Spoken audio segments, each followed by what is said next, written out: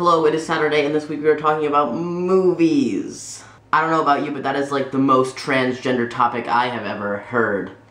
I think we can all agree that most movies don't represent the LGBT community in any way. They're not related, they don't mention it. And there are some movies that mention it, but it's not the focus. And then there are the genre of LGBT movies, and within that genre it's mostly gay movies, and then there's lesbian movies, and then I think the next one in line is trans movies, and I think there's the least amount of movies about bisexual identity because it's really hard to put that into a movie, but whatever. I just finished volunteering for this thing in Rochester, which is where I live when I go to school, called Image Out. It's a film festival. It has 40 to 50 completely LGBT related movies. Usually they're like indie, so they're not really, you know, you've probably never heard of them.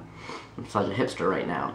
I saw 23 movies, and a couple of them, maybe 3 or 4 of them, were either centered on trans people or mentioned trans people or something. One of them was the documentary called Mr. Angel, which I think a lot of you have probably heard of Buck Angel, the FTM porn star. He's put out other documentaries about his life in porn. This one was more focused on just his life in general. Of course, it had to mention the whole porn aspect of it. Anyway, that's irrelevant. Basically, I went to see this movie, and out of the 23 movies I saw in the 2 weeks period where I was volunteering for this film festival, that movie had the lowest attendance. But it might have something to do with the fact that most of the people going to this film festival are gay or lesbian, mostly gay men really. It's predominantly gay men, and the movies are predominantly about gay men. And they are more interested in seeing what represents their own life rather than seeing something that might educate them about something different. As a trans person, I didn't think it was like mind-blowing or world-changing or anything like that. So it's not like they missed something huge, it's just that there was no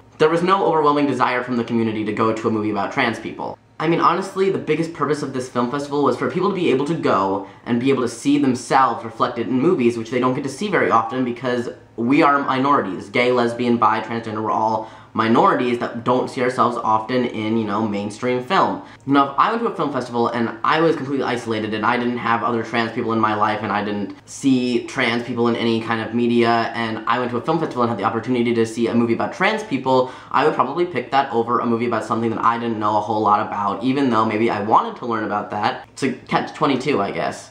I feel like the number of trans movies out there kind of reflects the actual number of trans people out there. Like, there's a very small number of trans people in comparison to the number of people in the entire world, and there's an incredibly small number of trans movies in comparison to the number of movies in the world. You know, people are going to make movies according to what they know, and you know, that's a good thing. You don't necessarily want people who have no idea what a trans person is making a movie about trans people. That's just going to piss everyone off and wrongly educate a other number of people. So I mean, while I could say I want to see more trans people in movies, it's hard because I don't want people who don't understand anything about it trying to represent us. So today I'm going to have a special guest in my video. My boyfriend, who none of you know exists yet, I don't think, from Long Island, is coming, and he's visiting for like a week. So he's here right now, so I thought maybe I'd just put him in the video since it's kind of a light topic. And maybe you guys can learn a little something about another culture, which is kind of what we were talking about just now, right? Well, I will officially introduce him to you now.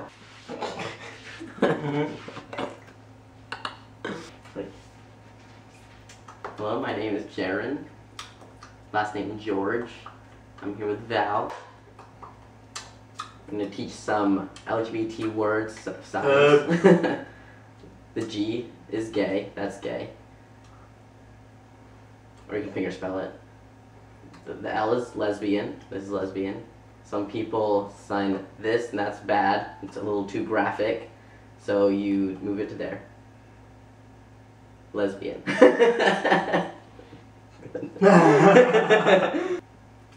The B, bisexual, that's bisexual.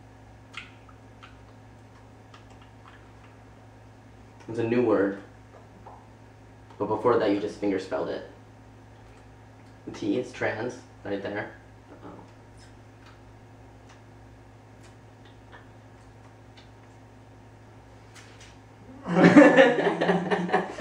If you all want to learn more signs, you can comment below, and next week we'll teach the signs.